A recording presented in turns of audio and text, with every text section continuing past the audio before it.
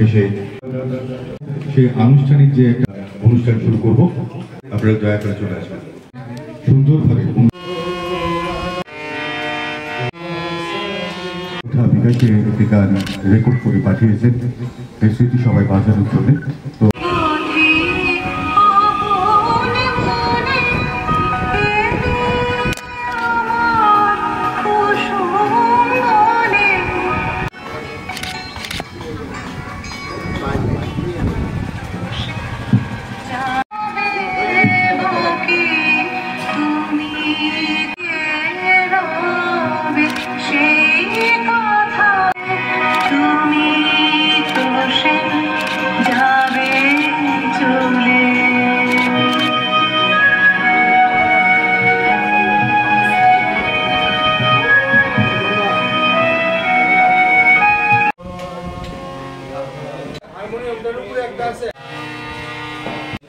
ত্রিপুরার শিক্ষা জগতের এক অবিসংবাদিত নাম শ্রদ্ধেয় পরেশ চক্রবর্তী মহোদয়।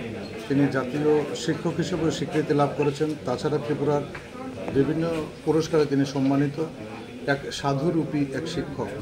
যে আদর্শ শিক্ষক বলতে আমরা যা বুঝি, শিক্ষক পরেশ চক্রবর্তী ছিলেন তাই।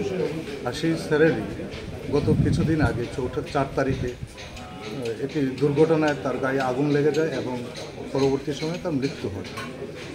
আজকে আমরা যারা তার প্রাক্তন ছাত্রছাত্রী, তারা সবাই মিলে স্যারের প্রতি শ্রদ্ধা নিবেদন করার জন্য স্মরণীয় মননে পরেশ স্যার এই হিসাবে আমরা এখানে মিলিত হয়েছি।